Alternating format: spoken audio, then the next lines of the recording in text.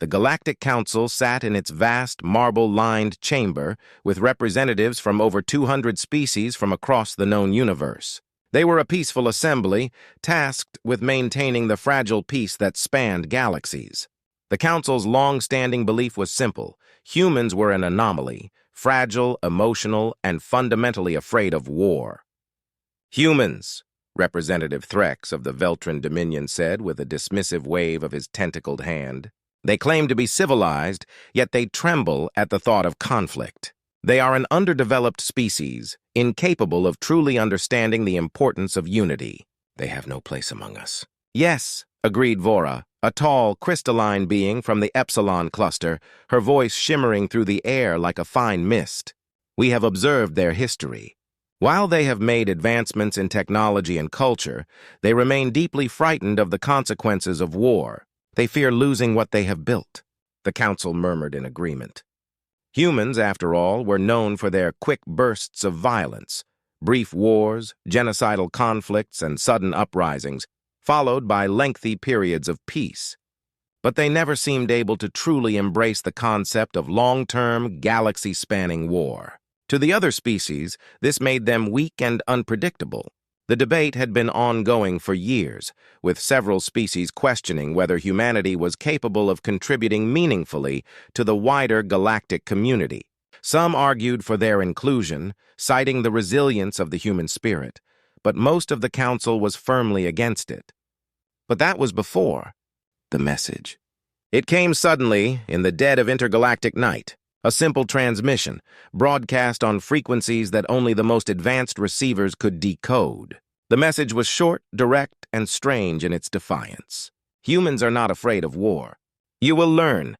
Prepare yourselves." The Galactic Council was stunned. No one could figure out where the message came from or who sent it. At first, they thought it was a hoax, a joke, a challenge from one of their own members. But after scanning and decoding the signal, they realized that the message was legitimate. It was from Earth.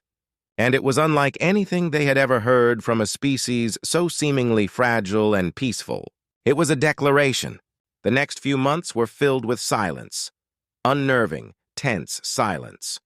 Every corner of the galaxy seemed to hold its breath.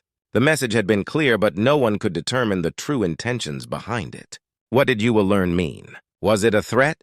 A warning? Or, as some feared, the first sign of a dangerous power shift in the galaxy? As the Council deliberated, something else began to unfold on Earth itself. News networks reported strange happenings. Military bases that had been decommissioned for decades were suddenly becoming active again.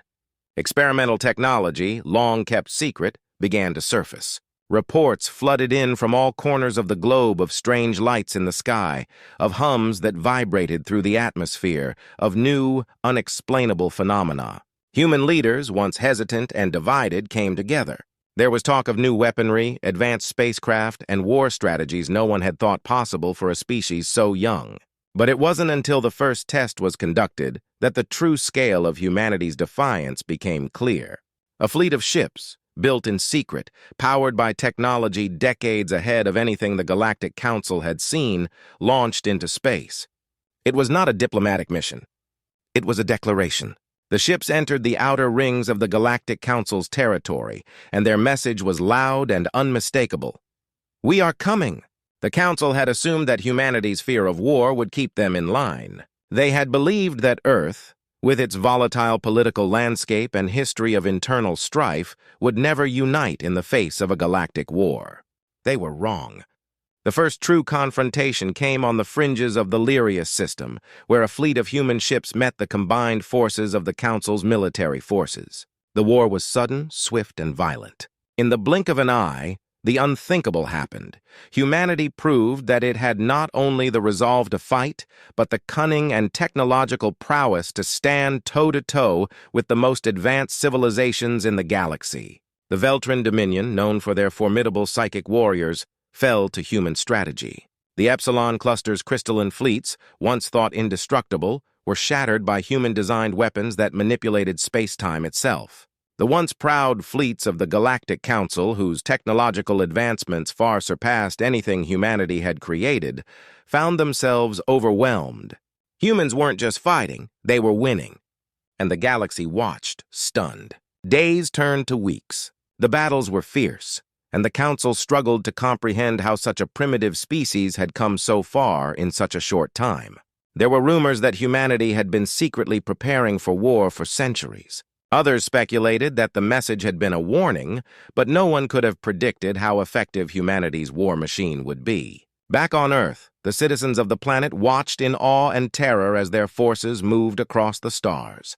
For the first time in history, humanity was united, not in fear, but in the unshakable belief that they had something worth fighting for. Humanity, it seemed, was not afraid of war. They had never been afraid of war. They were afraid of losing everything they had built, and that fear had driven them to become something greater than anyone had ever imagined. On the day the last of the Galactic Council's forces surrendered, a message was broadcast across the universe. This time it wasn't a challenge. It was a declaration of victory.